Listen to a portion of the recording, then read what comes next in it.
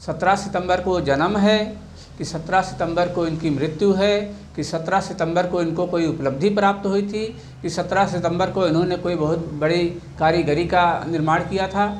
17 सितंबर को क्या किए थे विश्वकर्मा जी, इस बात का कोई कहीं भी उल्लेख नहीं है।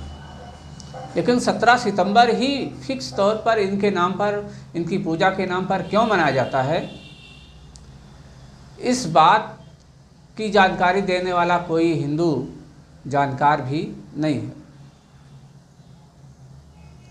क्यों? क्योंकि इसकी सच्चाई कुछ और है, और क्या है सच्चाई इस वीडियो में आपको पता चलेगा। इसलिए वीडियो बहुत ही महत्वपूर्ण है, आप इस वीडियो में अंत तक बने रहें। आइए हम लोग जानते हैं विश्वकर्मा पूजा 17 सितंबर को क्यों। अगर ये हम लोग मान लें कि विश्वकर्मा 17 सितंबर को पैदा हुए थे, तो इसका मतलब है ईसाई कैलेंडर बनने के बाद 17 सितंबर को विश्वकर्मा जी पैदा हुए थे। तो जब ईसाई कैलेंडर अस्तित्व में आया, उसके बाद ही विश्वकर्मा का जन्म हुआ, अगर 17 सितंबर को माना जाए तो। और हिंदू लोग इस बात को मानने के लिए तैयार नहीं हो सकते।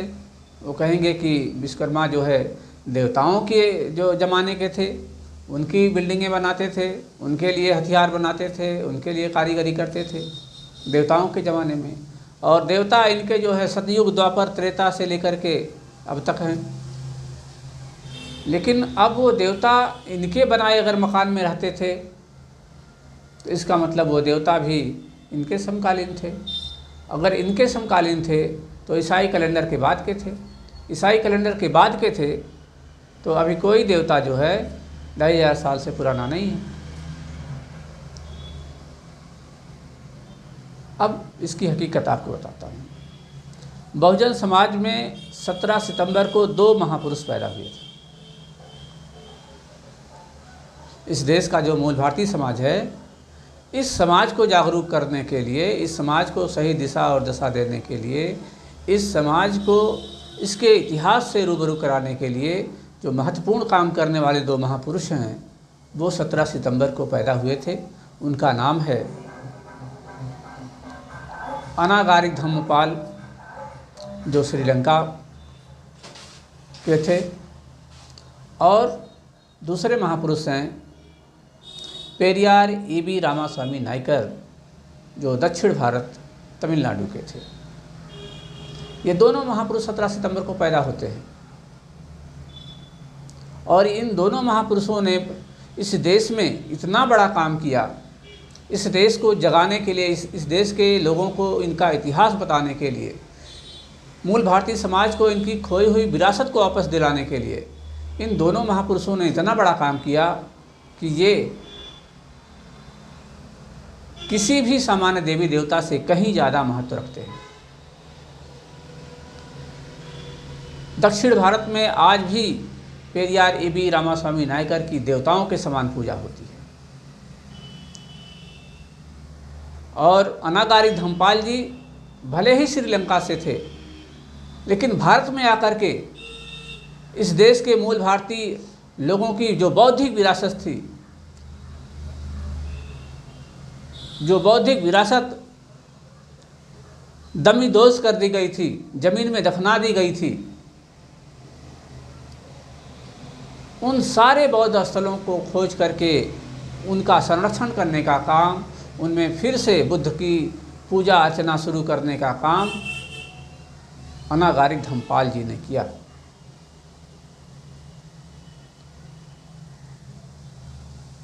और ये दोनों महापुरुष अनागारिक धम्मपाल जी 17 सितंबर 1864 को जन्मे थे। हालांकि उनका जन्म स्थान श्रीलंका है, और वो 1891 में भारत आए थे बोधगया जाने के लिए। बोधगया जाने से पहले वो सारनाथ पहुँचे, तो उन्होंने देखा सारनाथ में जो आज मंदिर है, जहाँ पूजा होती है तथागत की, जहाँ लोग दर्शन करने जा रहे थे, वहाँ सूअर चरा करते थे, गंदगी का जमावड़ा था वहाँ। अनागारिक धर्मपाल ने वहाँ रह करके लंका से, थाईलैंड से, बर्मा से सहयोग लेकर के सारनाथ के उस पवित्र स्थल को फिर से स्थापित किया। और उसके बाद उसी 1891 में वो बोध गया जाते हैं। वहाँ भी वही हालत थी। वहाँ भी जो बुद्धा टेम्पल है वहाँ कचरे का जमावड़ा था, लोग कूड़ा फेंकते थे, सूअर चरा करते थे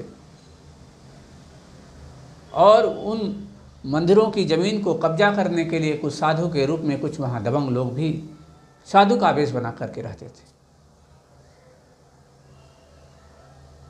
अनागारिक धर्मपाल जी वहाँ रुकते हैं और लोगों को पत्र लिख करके वहाँ की स्थिति से परिचित कराते हैं।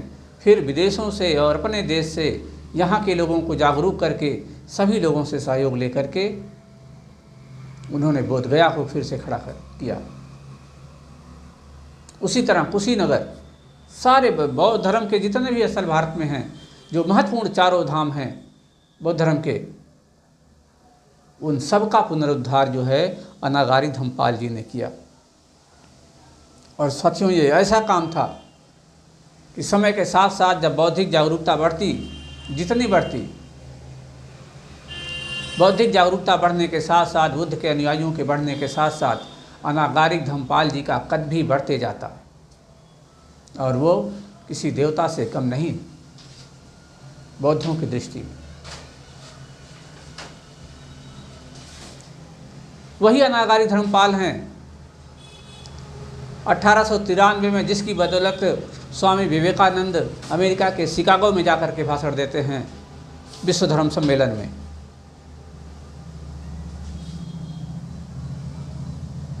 और इन्हीं अनागारिक धर्मपाल जी के समय से समय निकाल करके विवेकानंद को समय मिलता है।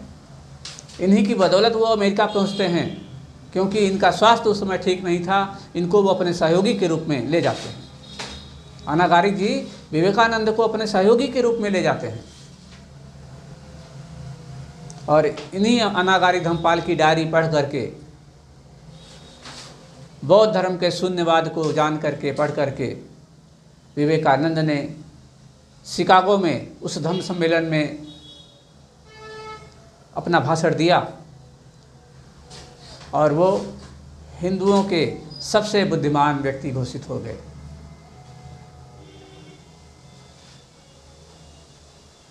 वही अनागारिक धर्मपाल है और उनका ही जन्म 17 सितंबर को है।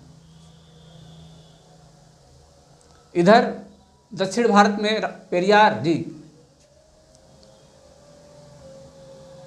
हिंदू धर्म की सबसे बड़ी समस्या के रूप में खड़े थे।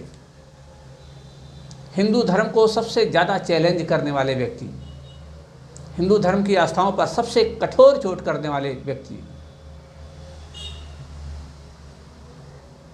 ईवी रामास्वामी नायकर। इन्होंने अपने जीवन में तमाम कामों के साथ साथ जो एक काम किया, उन्होंने इस देश से राम को निकाल खदेड़ने की व्यवस्था कर दी। उन्होंने एक किताब लिखा, रामायण द ट्रू रीडिंग। ये रामायण के ऊपर लिखी गई किताब थी। इस किताब ने दक्षिण भारत में राम की आस्था को हिला करके रख दिया। पेरियार ललई साहब के हिंदी अनुवाद के द्वारा सच्ची रामायण के रूप में जब वो किताब उत्तर भारत में आती है तो इधर से भी राम का सिंहासन हिलने लगता है। हाई कोर्ट, सुप्रीम कोर्ट ने राम को काल्पनिक करार दे दिया। ये वही ऐसे महापुरुष हैं जिन्होंने राम तक को हिला दिया। और ये दोनों महापुरुष इतने बड़े देवता के रूप में इस देश में उभरने वाले थे कि जब इनका समाज पढ़ लिख के जागरूक हो जाता तो 17 सितंबर का दिन बहुजन समाज को पता ही नहीं है कि इनके महापुरुषों का कौन कौन से महापुरुष इस देश में आए थे और उन्होंने क्या किया था। इसलिए आज बहुजन समाज के लोग विश्वकर्मा पूजा मना रहे हैं, अपने देवता का पता ही नहीं है उन्हें। ये विश्वकर्मा पूजा की शुरुआत कैसे हो गई? विश्वकर्मा पूजा की शुरुआत के इतिहास में मैं माननीय बिहार के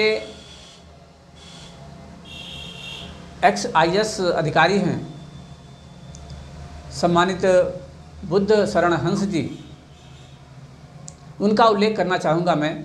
उन्होंने जो एक इतिहास बताया था और वो इतिहास ये था कि 17 सितंबर को जो विश्वकर्मा पूजा के मनाई जाती है उसके पीछे अंग्रेज़ों का हाथ है। अंग्रेज़ों का हाथ कैसे था, ये एक लंबा इतिहास है। साथियों, आप जानते हैं कि इस देश की राजधानी पहले कलकत्ता में थी, दिल्ली से पहले कलकत्ता में थी। और कलकत्ता में जो हुगली नदी है, एक विशाल नदी है, और हुगली नदी में उस समय कोई पुल नहीं था। अंग्रेज़ों को व्यापार करने में दिक्कत होती थी, उनको आने जाने में दिक्कत होती थी। हुगली नदी में करीब 1000 नाव चला करती थी, लेकिन अंग्रेज़ों को बड़े व्यापार करने थे, उनको बड़े बड़े सामान लेकर के नदी पार करना था। इसलिए वो जो नौका थी उनके लिए पर्याप्त साधन नहीं थी, दिक्कत होती थी उनको। तो उन्होंने उस नदी पर पुल बनाने की योजना बनाई, और जब पुल बनाने की योजना को उन्होंने उजागर किया तो जो नाविक थे, लगभग 1000 से अधिक नाविक, उन सभी लोगों ने पुल बनने का विरोध किया। उन्हें जब ये पता चला कि इस पर पुल बनेगा और लोग उस पुल पर से आएंगे जाएंगे, हमारी नाव का कोई उपयोग नहीं रह जाएगा, हमारी रोजी रोटी हमसे छिन जाएगी, तो उन 1000 से अधिक लोगों ने और उनके समर्थकों ने, सहयोगियों ने मिल करके अंग्रेज़ों की इस योजना का विरोध किया और उनके पुल निर्माण की योजना खतरे में पड़ गई। तो फिर अंग्रेज़ों ने एक प्लानिंग किया, क्योंकि उनके जो निकटवर्ती अधिकारी होते थे वो सब ब्राह्मण होते थे। उन्होंने ब्राह्मणों से सलाह किया कि क्या किया जा सकता है। तो ब्राह्मण इस देश में बड़ा होशियार आदमी, उन्होंने कहा कि इन लोगों की आस्था के साथ, इनके धर्म के साथ जोड़ करके कुछ किया जाना चाहिए, तब ये विरोध नहीं करेंगे। इनके विश्वास के साथ खेलना होगा, इनकी आस्था के नाम पर इन्हें बेवकूफ़ बनाना होगा। तो अंग्रेज़ों ने कहा ये कैसे हो सकता है। तो पूरी प्लानिंग तैयार की गई और उस प्लानिंग के तहत मंदिर की तरह होटल बनाए गए। होटल में मंदिर, मंदिर में होटल, यानी जहाँ लंगर बंटने वाले मंदिर होते हैं उस तरह के 3-4 मंदिर बनाए गए। और उन मंदिरों में ये कहा गया कि यहाँ भोजन फ्री मिलेगा और भोजन फ्री करने के बाद इस मंदिर में आपको पूजा पाठ करना होगा।